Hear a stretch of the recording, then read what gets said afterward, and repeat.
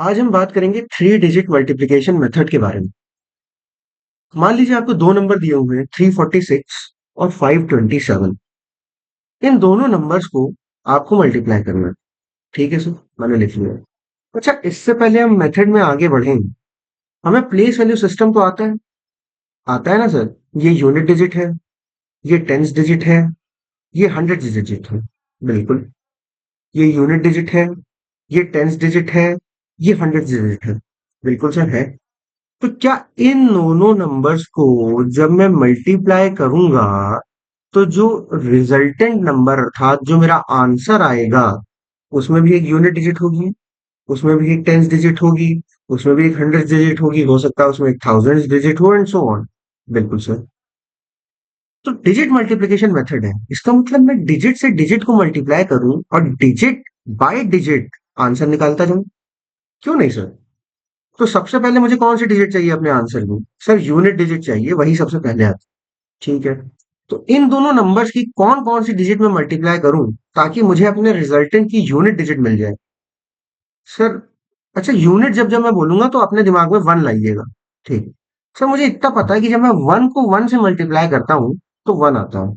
इसका मतलब मैं जब यूनिट डिजिट को यूनिट डिजिट से मल्टीप्लाई करूंगा तो मुझे यूनिट डिजिट मिल जाएगी। देखते हैं कैसे। सेवन और सिक्स को मल्टीप्लाई कीजिए क्योंकि ये भी यूनिट है, ये भी यूनिट है। ठीक है सर, सेवन सिक्स जार 42। मैं टू लिखूंगा, फोर को यहाँ पे कैरी ले जाऊंगा। सर ये जो टू आया, क्या ये मेरे रिजल्टेंट नंबर की यूनिट डिजिट है? बिल्कुल। इसका मतलब स्टेप वन में हम यूनिट डिजिट फाइंड करते हैं। सिक्स इंटू सेवन हमने यहाँ किया, 42 आया, फोर को कैरी लिया, टू हमारी यूनिट डिजिट हो गई, फोर गया कैरी, नेक्स्ट स्टेप। ठीक है सर, इतना तो मेरे पास दिमाग है कि आपने पहले अगर यूनिट डिजिट निकाली है तो अब आप टेंस डिजिट निकालेंगे स्टेप टू में। बिल्कुल निकालेंगे। पर सर टेंस डिजिट कैसे निकालेंगे? अरे देखो ना, चाहे वन इंटू टेन कर दो, चाहे टेन इंटू वन कर दो, आंसर टेन आता है। इसका मतलब चाहे यूनिट डिजिट को टेंस डिजिट से मल्टीप्लाई कर दो या वही बात है कि टेंस डिजिट को यूनिट डिजिट से मल्टीप्लाई कर दो, आंसर टेंस डिजिट ही आएगी। ओके।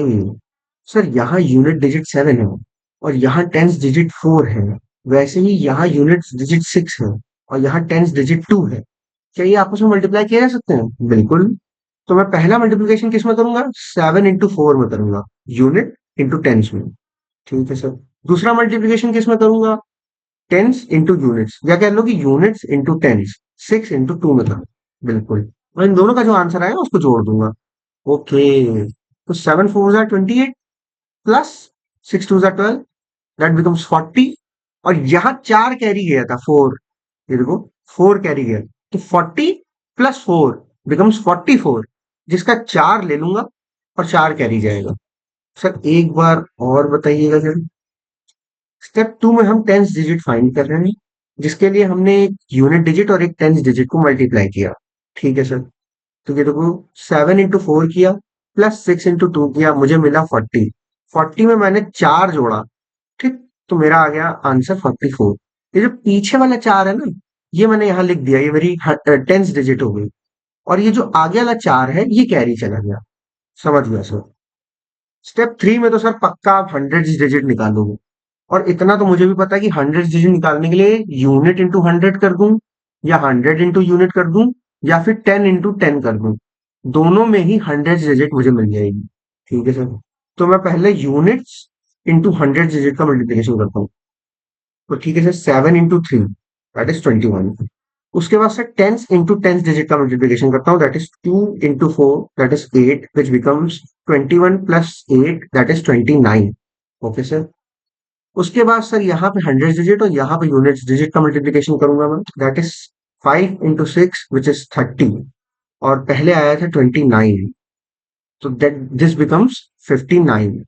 और 59 आने के बाद चार कैरी भी है, तो 59 प्लस फोर इज 63। हम थ्री लिखेंगे, सिक्स को कैरी ले जाएंगे, थ्री हमारी हंड्रेड डिजिट होगी। बिल्कुल सर। स्टेप थ्री में हमने हंड्रेड डिजिट निकाली, seven into three plus two into four plus five into six plus four is 63। Six को कैरी फॉरवर्ड लेंगे। सर ऐसा कब तक करेंगे वो अभी मैं बताता हूँ। ठीक है sir. Step four, hundred hundred digit निकाल चुके थे, थाउजेंड्स डिजिट निकालेंगे।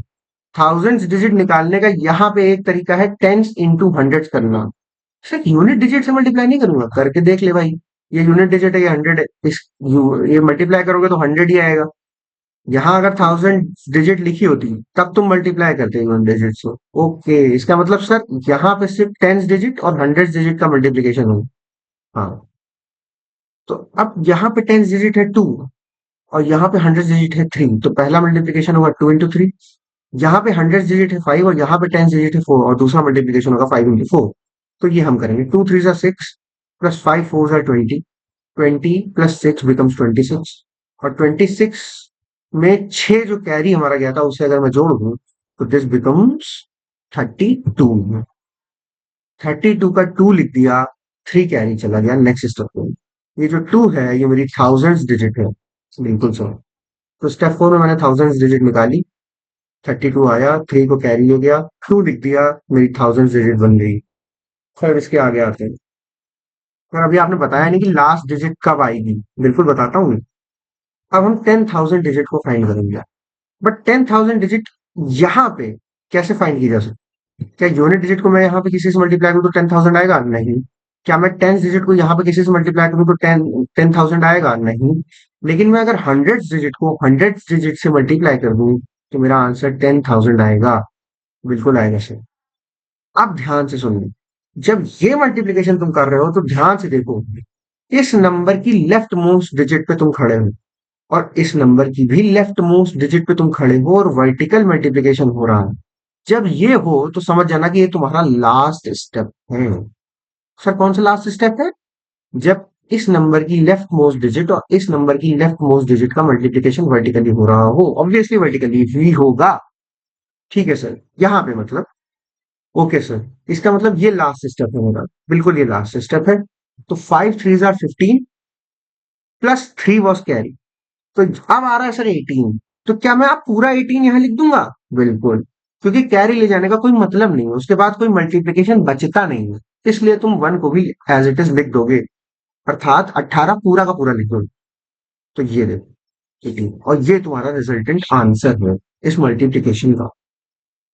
ठीक है सर, मैं समझा। स्टेप लास्ट स्टेप में मैंने लास्ट डिजिट फाइंड की क्योंकि मुझे पता चल गया था कि मैं इन दोनों नंबर्स की लेफ्ट मोस्ट डिजिट को मल्टीप्लाई कर रहा हूँ। बिल्कुल सर, एक और बार समझा दो फाइनली, और थोड़ा आसान तरीके से समझा दो। देखो आसान तरीका तो यही है कि ये एरोस का जो पैटर्न है इसको याद कर लो। और एक मजे की बात ये, पहले तो कोई ऐसा मल्टीप्लिकेशन हो रहा है, फिर ये छोटा क्रॉस मल्टीप्लाई हो रहा है, फिर बड़ा क्रॉस मल्टीप्लाई हो रहा है ना। लेकिन यहाँ पे ये चीज रिपीट हो रही है। जब इन दोनों डिजिट्स को मल्टीप्लाई किया तो बची कौन सी? ये दोनों। तो ये देखो यही पैटर्न यहाँ रिपीट हो रहा है, बट इन डिजिट्स के साथ रिपीट हो रहा है।